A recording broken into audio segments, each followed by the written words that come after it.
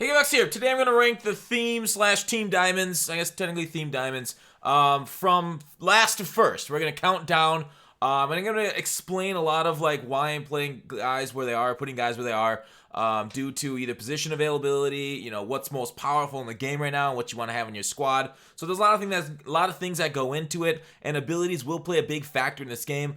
Just know that like sometimes maybe you shouldn't have everybody with these abilities or count them all for abilities because you can only have 3 on each side of the ball. So I'm going to rank them in a certain order, but it depends on your team, what you need most, of course, too. So always take that into account. Like if you don't have like a quarterback, maybe you rank quarterbacks higher because you need one of those. So your specific mileage may vary, but let's get right into it. The last ranking, I'll show the final rankings, a full list at the end, but we're going to count it down here.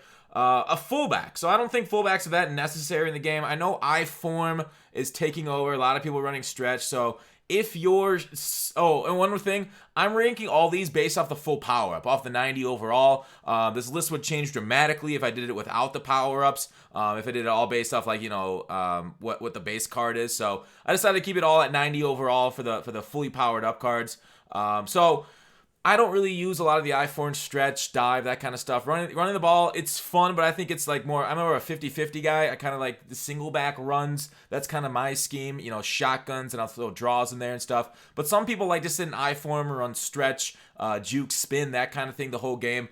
That's not my style of play, but if you do that, I think this card is okay. The problem is like, fullbacks will still miss blocks for you. So I always generally put fullbacks, punters, that kind of stuff lower on the list. So this fullback, and there's a lot of quality cards. There's a couple ones near the end here that are like just complete skips. So maybe Schlesinger shouldn't be number 32 because he's actually useful in a few schemes. There's some guys here that are complete misses in my opinion, but they're at more important positions. So I could see the argument to move him up a couple spots, but I'm going to keep him at 32 because fullbacks low. And of course, all this, we're going to go through a lot of these things too, but just ignore that for now. Those are the abilities when we get to it. All right, number 31, Rob Ning Kovitch. You're like, whoa, he's pretty good. Rob's, a solid guy. So he's a left end and a rusher. The only issue is he only gets to 88 power move on the 90 overall. So while he can have edge rush specialist, not being able to get the power move specialist too really does hurt the card, but in my opinion, 85 block shed is solid, of course, solid across the board and other stats.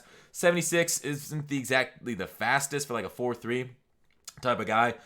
So not having the ability to power move and get that kind of specialist ability really does bring the card down because it makes it basically useless on the defensive line. Because in my opinion, I think you want your 3 defensive line or your 3 abilities on defense and the defensive line because of how good of pass rush pressure you can get like that. So not being able to get that ability basically brings Ning Kovitch down to 31 in my opinion. Number 30, Darnell Dockett. We got a similar issue here. He's a bull rushing defensive tackle without the ability to get, the final bull rush chem for the power move. I'll show it to you right here. So you just go on this spreadsheet. I can link it in the description again. I've linked it in the description of a few videos. Oh, D-line, power rusher. You need power specialist at tier 2 with 90 power move. He only, again, gets to 88 with his 90. So don't love Darnell. Unfortunately, not the greatest defensive tackle for you. So he loses that. Shaun Phillips, another one, speed rusher, left outside linebacker, 80 speed, a little bit better than the other ones, but he does just barely misses 90 finesse moves. Not good enough, in my opinion, to be out there. Not going to hold the edge, not going to rush the edge, so kind of useless, in my opinion, as a pass rusher. Obviously, not useless, but not good enough, so that's why he is where he is. All right, Lofa Tatupu, Seattle middle linebacker. They've already got a good linebacker in Wagner. I guess you can play a 3-4 with these two, but you got to trade in your Wagner for him. 81 speed is okay. I mean, it's above average for linebacker, obviously. It's nothing like game break. It's no Shaz. Block shed 82. Zone coverage 80. Zone coverage is kind of hit or miss now. Linebackers don't really play that well in like yellow zones or anything like that. So basically, if you have linebackers on the field, you're going to try to stop the run first and foremost. Linebackers shouldn't be on the field if you're trying to stop the pass.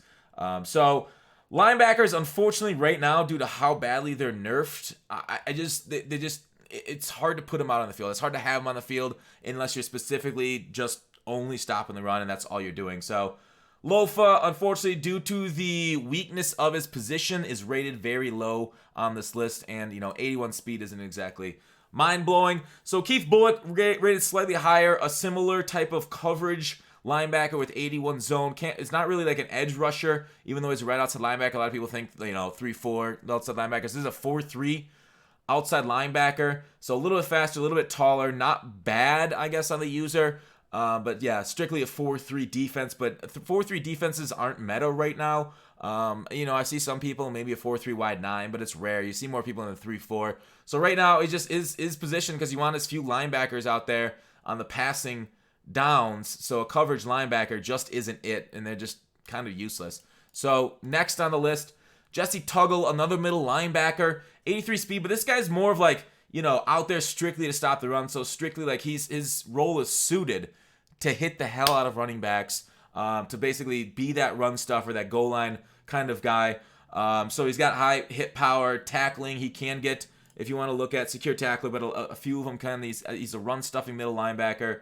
So he does get unfakeable, secure tackler at tier 1, tackle supreme. So you don't need secure tackle if you can get tackle supreme. So he gets tackle supreme at tier 2, and he has 90 tackling, so you can get the strip specialist too. So basically, get in there in your 3-4 and try and stuff the run with Jesse Tuggle. Pretty cool looking card. I like it. I like the name too. All right, next up, Chris Mcallister. So why is Mcallister so low on the list? Because other cornerbacks are going to be rated much higher. 85 speed basically does him in. Like it's amazing what a couple points of speed will do for you, especially at a skill position. But speed, once again, is the dominant factor in Madden. It's never been different. It's still that way this year. If you go on a straight streak with Tyreek Hill over McAllister, depending on your defense, you will get beat over the top. He will just straight up burn you if you're in any type of press coverage without doing some funky work.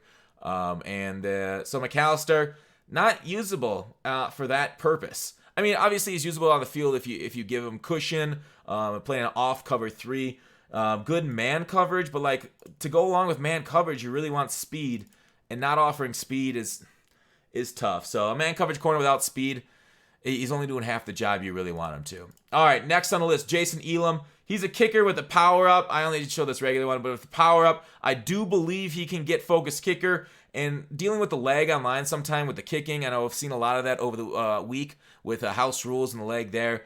Being able to get the pro kick meter is kind of important, so that's why the kicker is higher than I normally rate special teamers, because now there's only 2 people in the game, 2 kickers that can get it, and they're both expensive. So that's why he's important in my opinion. Free safety, Merton Hanks. So he doesn't have a lot of competition at free safety, which boosts his value. 86 speed there, 87 agility is needed. I mean, higher agility to help cut once they react to the ball to get out of it quick. 89 zone, of course, zone coverage is playing very bad right now, but you kind of hope that they make plays for you. So Merton, 6'2", so tall, okay physical attributes, okay intelligent attributes. He cannot hit at all though. Hit power only 61, so not going to be back there really being an enforcer, more of a coverage, deep secondary guy. So I do like hit sticking the ball out of people's hands, and he doesn't really do it very well, but he'll be okay. Nothing. I wouldn't say he's a liability back there. Next up, Dave Casper, the Ghost, 80 speed. So you want my tight ends, I like them to run, I like them to block. 69 blocks. So basically, if you want a slow wide receiver, you can split them out wide. If you like a run for scheme, 80 speed isn't going to kill you. Decent catch in traffic, spec catch. He is a possession-based, a receiving-based tight end. So if you look at the type of abilities a receiving tight end can get possession, really the only one that sticks out at you are the red zone threat. I think red zone threat's pretty nice. I'm going to talk about that with another card, so that's kind of cool. But I think he gets tight end apprentice too. So tight end apprentice with their routes might be glitchy for you, might really work unless you get the Kurt Warner, and then you don't really need that. So he is 6'4", which is, I'm spoiling the next guy. 6'4" for a tight end. So maybe trying on a high point with the red zone threat. I have not personally tried red zone threat, but I'm excited to. But again, a running back that doesn't have like George Kittle type of run block, it's okay though. I mean, there's nothing wrong with the card. I still like it. It's still decently high on the list. All right, next up, David Carr. Now, David Carr, you're like, it's okay, whatever, IRL. I heard he's got a very long windup. So with that said, I don't like quarterbacks with long windups. Otto, I played him today. Otto had a pretty quick windup, especially to like the outside portions of the field, which they say take longer windups than down the middle. So a long windup kills you, and David Carr has one, even though stats look really nice. So he's basically like Mahomes again. So Mahomes card, I could see him being rated higher, but with a long extended windup, I don't love him. All right, Dwight Freeney. But again, that's rumors. Like, I haven't actually personally used that. That's just my what I've heard from Twitch chat and their experience with him. Dwight Freeney. Why is he rated higher than the other edge rushers? Because he gets 90 finesse move. So he can get the edge rush and the finesse move specialist, which makes him, it's literally a different level. Like, the game is completely changed when you have abilities in a defensive lineman. So having that ability there along with the edge rush makes Dwight amazing. And an 81 speed, he's kind of like an LT light almost. He's only a few speed notches slower than LT. So Dwight Freeney out there is going to be an absolute monster. I wonder, what's his spin move? Where is spin? They usually give him decent spin. Only 58. Rude! He should have like 99 spin. Because that was his move du jour. So Dwight Freeney, love him, grab him. I could even see him being rated higher because of how glitchy that is. Andre Reed is next on the list. 88 speed for wide receiver is amazing. His receiving one, though, he is a slot, so he can get slot apprentice, which is quite nice. Slot, because I think that's a tier 2 spec catch. 6'2".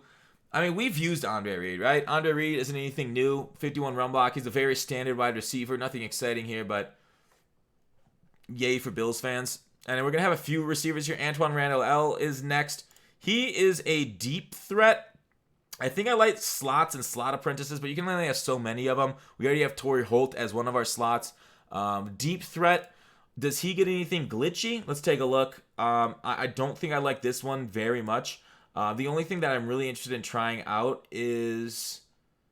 where are you at? Not Slotomatic.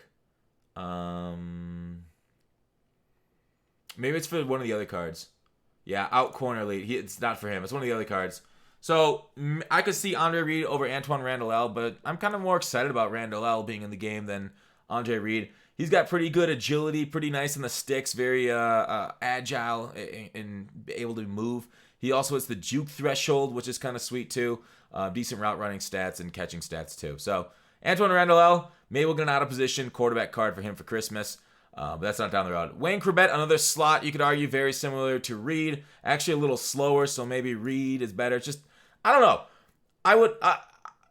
All these receivers are clumped together because they're all so powerful, but they're all very similar to each other, right? There's one that's completely different, now I'm going to get to in a little bit, but like they're all very like much the same. The issue is Corbett. I could see him being a problem because he doesn't have the juke or spin, so Antoine is more agile, but Wayne again is the slot apprentice, so better catch in traffic. So maybe I could see maybe I move him below Reed. On another thing. Donald Driver, again, another new name. 88 speed, another slot. No, he's a route runner. So why I like route runners slightly better than slot is that they get in out. Oh, they both get in out elite. So I kind of want to see. Is there post elite, out corner elite right here? Out corner elite is the one that I'm excited about with the route running. That's why I have Donald Driver ranked above the other ones, because outs and corners are super powerful. So having someone with out corner elite feels nice, man. Feels real nice, man. So yeah, go ahead and grab yourself. You also get outside apprentice, which is not worth it at all. But post flag elite, I would probably do out corner elite first. But you can do post in flags, which are another word for corners. Route technician, slant specialist. Oh yeah, route technician. Maybe route technicians, because you get the slant specialist and everything. So there's a few choices there, but that's also can be done in slot. Wait, route, yeah, not that. Yeah, route technicians good. Apprentices are better because of the hot route. At least slot apprentice is better. So that's why I put Donald Driver there, because I want that out and corner type thing.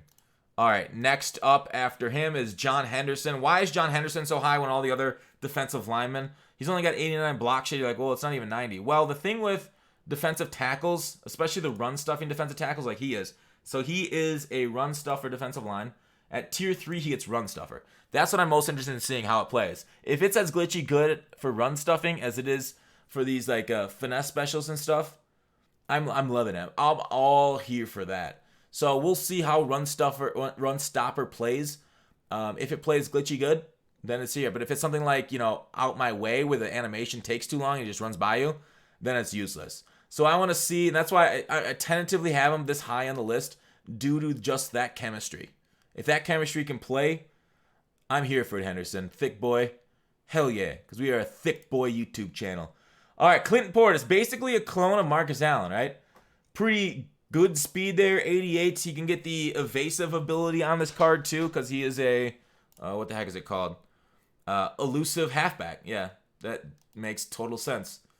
So another one, good juke move, hits that threshold for that, and yeah, gets evasive on his card. Pass blocking, yeah, Clinton Portis was an amazing pass blocker. So third down back there is amazing too, just for pass blocking alone. Even if you don't send it to him, if you don't throw it to him, like CMC's got great throw catching attributes. Clinton's just basically a pass blocker. Joe Jurevicius is a tall receiver, 6'5". You gotta love that. 86 speed, so he doesn't actually lose that many speed points compared to like the drivers, the Quebec, who's only like one more than him. He's also got high catch and traffic, spec catch 88. I think 88 might be a spec catch threshold, 88 to 95, but that's if it's the same as last year. Pretty good short and medium route running. We'll see. Those might be 90 thresholds, so he's still under that if it does hold 90 from last year or not. Otherwise, a large target is a large target. He gets red zone specialist as a wide receiver, as a big possession guy there. So 6'5", 230. I want to see how that plays. Since we don't have Megatron yet, we'll see. He's kind of like a mini Megatron, maybe a couple speeds slower than Megatron would be. Otto Graham, I talked about his fast release earlier, and that's why I like Otto. Otto's got a quick release, so Otto is got a spot in your squad. Throw power, it actually boosts up 1 once you get the power up. I don't have the power up on him. But overall, pretty decent scrambling. Of course, don't take any truck sticks with him, or hit sticks with him. Don't try and truck people. But yeah, I think Otto is that guy because of that arm, that quick release. Maybe it's like Rogers' release or something. Deuce Mcallister, why is he up here when he's only 85 speed running back? Because of the type of power halfback that he is. So power halfbacks at 90 overall. If we want to take a look, this is why it's so important. Power halfback, 90 overall, aka tier 3, gets bruiser. Bruiser is armbar. You want armbar. So this card gets armbar. Yes. It is broken right now. Get Mcallister. Alright, and to go along with that, Corey Dillon, same thing. Power halfback, armbar. So put it on Dillon. Dillon is better than Mcallister, in my opinion. If you take a look at their stats, just add like zone run onto Corey Dillon. Then he's got the juke threshold. Spin move. If you could get a spin threshold with like juke, maybe, I don't know. You'd have to get like maybe a team chem or something, or John Madden chem to get a spin threshold up to 88. But basically, you're going to be juking and stiff arming people with armbar, right? Dillon's like the perfect running back for right now. A decent speed with the armbar. How does power... Do power backs get anything else crazy? Power. Yeah, let's scroll over. Give me a second. Power gets bruiser, backfield mismatch, whatever, and it doesn't get evasive, of course. Anything else glitchy though? He doesn't have 90 juke, or else he'd jukebox. That'd be crazy if he had 90 juke. He's close. His next card will have it. Pin and pull guru tier 3. You'll have tier 3 already though assigned to something. So basically just the bruiser still too, but you also have the juke threshold on Corey Dillon, which you don't have on Mcallister. So just know that. Break tackle, both 88 on the same. Deuce is more of a trucking guy. He's got 90 trucking, while he's more of a kind of all-around greatness. So I do like Dillon better though. Give it to Dillon. Get 3 yards in a cloud of dust. Renfro. So, the top cards, spoiler alert, are all cornerbacks. With the way the game's playing, with how wide receivers have been mismatched so far this year on corners, the top cards to me are all cornerbacks because of their need in the game right now. Because they're absolutely, so far behind. So, the top-end corners are all speed cornerbacks. Good man coverage, but no press, so he's the worst one of them in my opinion because he can't press. Hit power is not bad at 72. He will be causing fumbles for you. I think spec catch 72 is okay also. Agility is good. Next one is Peanut. He's got 87 speed. Also decent hit power. Press a little bit better. So Tillman and Renfro are pretty close to same. I like Tillman a little bit better. Do the running man press. Zones are the same. Like they'll play the exact same. One difference doesn't matter. Here are the stats. So that's going back between Tillman and Mel Renfro. This one's Tillman. This one's Renfro. We'll go to the number 2 overall on the list. Patrick Certeyn, 88 speed. Go back between them. 88 speed. Certeyn plays better man and press than Tillman and Renfro right here. So here's Certeyn. So that's why I like him. 88 speed with man and press because man press seems like the meta right now for a lot of top-end squads. Maybe if you throw Brawler on him. And then this one is number 1, Jason Sehorn, because he can get to 89 speed. 87 press, 85 man. So the extra speed, I feel it is worth it to me over the extra man coverage, especially because Sehorn can also hit. Sehorn's 6'2". This guy is 5'11". So I'm definitely taking Sehorn at my number 1 option for corner.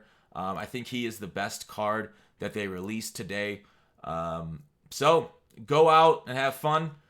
Yeah, you can play like cover 2, cover 3, man coverage. Sehorn's the most flexible one in the game. You might scoff at 80 zone, but you saw my testing, right? On my zone coverage testing, 80 played very similar to 99. So that's why I'm not that concerned about 80 versus higher zone coverage on the other guys, if you're going to ask. Obviously, these guys might play slightly better, but we don't see anything in the mid-90s there, so we're not that impressed, or 90 overall. 90 zone. That's it. Go ahead. Grab Sehorn, or if you play strictly zone coverage, I guess Mel Renfro, if you play strictly a cover 2 there, might be okay if you can get up to 90 zone. But again, it doesn't play that much better than 80. It does play slightly. So that's it. Let me know what you guys think. The full ranking is right here. From the bottom here with the fullback Schlesinger all the way on up to Sehorn at number 1. All right, so there you go. Enjoy. I'll put the chemistry spreadsheet in the description. But there you go. Let me know what your opinions and thoughts are. Like I said, positions and what your team needs is what weighted many higher than other cards. So that's it. Like all the linemen are kind of grouped. Oh, I didn't even go through the linemen that much, but they're kind of grouped in the middle. They're right above. I should have done that. I'm sorry for missing that. They're right above Carr, right below Freeney. So, yeah, my bad for missing the linemen. But offensive linemen are offensive linemen. So, they're middle tier from 16 to 20 on the list. Yeah. Thanks for watching Call to Action. I will see you tomorrow.